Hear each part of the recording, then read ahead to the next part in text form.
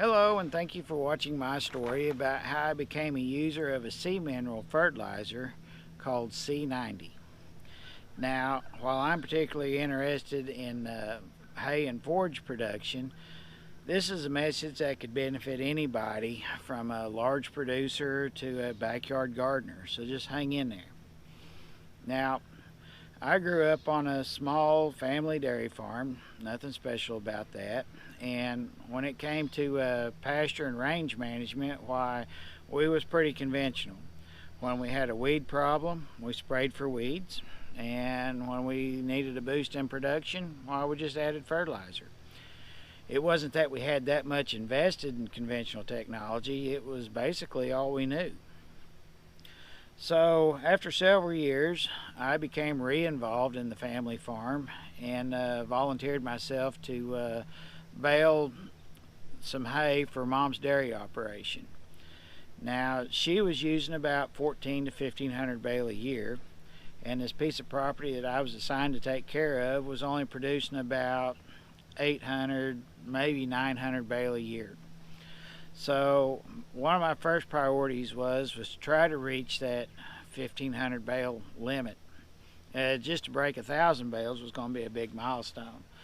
So my first year out in the field, I think we came close to about 980 bales, and that was about all we could do. No matter how hard we tried, that was simply all we could get done that year. So the next year, we decided we was going to do something. And the problem with conventional methods was that year fertilizer was pretty much cost prohibitive. So that was out. But I'd seen or heard something about sea mineral fertilizers, and with it being fertilizer, I pretty much assumed that, okay, it's a fertilizer that will increase the yield. That was the main thing I was after. What I didn't realize, though, was I had a second problem, and it was with hay quality. Now, we'll get into more of that here in a little bit. So that next year, I used the sea mineral product. Well, I used C90, and I did not get a yield increase just by the way I was using it that year. But I remembered some of the background conversation touching upon the hay quality issue. So, I'd spent some money on this project with really nothing to show for it. So I was a little bit embarrassed. So to redeem myself, I brought up the hay quality issue. So my mother, being the careful accountant that she is, she marked it up on the calendar the very day that we started feeding that hay. Well, dairies are kind of perhaps a unique operation in this respect, because the milk companies will come and pick up the milk every other day. And when they pick it up, they grab a sample, and of course that's to make sure that the milk's safe for public use. And you also get paid by some of the lab results, like how much butterfat's in the milk, or what's the protein content. And right away, it was noticed that the butterfat ramped way up, and that the protein ramped up just as well, which was quite a feat, because we had always, ever since we had started in the dairy business back in 1977, had a problem with reaching a good payout on butterfat.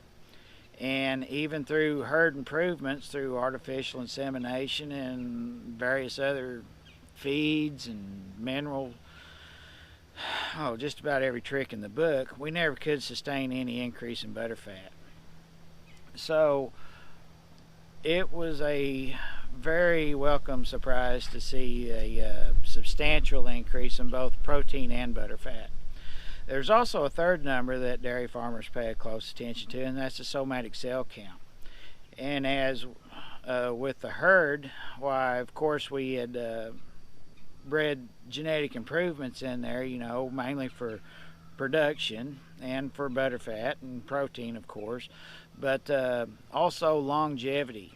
And so at the time that we had carried out this experiment, the average age of the dairy herd was rather old. And so the problem with older cows is this somatic cell number, especially in the wintertime, tends to be high and is a cause for concern. Somatic cell indicates herd health, and of course older cows are more susceptible to health issues than the younger ones.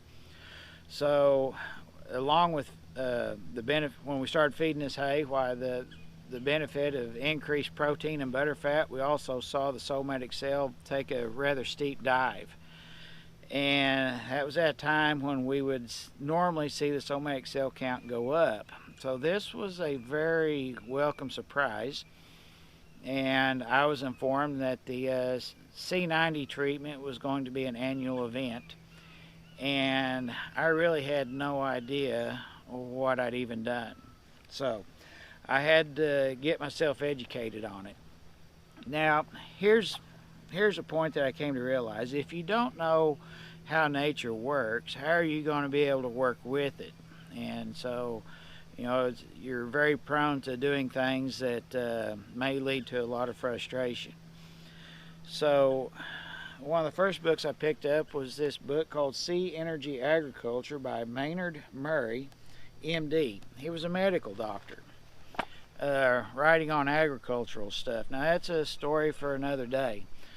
But in any case, this is a book that I recommend anybody to read. First off, it's not very thick. It has quite a few pictures in it. And the print is not all that big. So this is a book that doesn't cost very much, that you can read and that you can understand. And I can honestly say that this is the book that changed my way of thinking on how I do a lot of things, and particularly my hay production. But what the C90 did was address all the mineral issues that you hear about, but you have no idea how to address. This fixed that problem. Now, I still had an issue with hay production, so with what I knew in this book, I knew that I had to address some other issues inside the soil. And so here we have teeming with microbes. Now basically under the ground you have an entire ecosystem, and it appears that if this ecosystem is not in very good shape, you're not going to grow very much stuff, and what you do grow won't be of a very good quality. So what the C90 did was give all these microbes the mineral shot that they needed, and with a few soil problems that I addressed I was able to identify soil problems by what weeds was out there. And so here's a book about weeds that you can control without having to spray, and it does work. But basically I looked at the weeds, I saw that I had several soil problems, and I was able to address a few of them with just a simple field renovator. And in 2015, we hit the hay field again, and my folks shut me down at about 1,400 bales because frankly we ran out of place to stack all this stuff. In 2016 was an off year for me for some personal reasons, but again in 2017 I'd shut the baler down with about 1,700 bales on the counter. Now, this is funny. To say that I shut myself down at 1,400 bales and then at 15, 16, 1,700 bales is unreal. Usually the most I could get was 980. But anyway, I can happily say that the yield has increased and the hay quality has increased.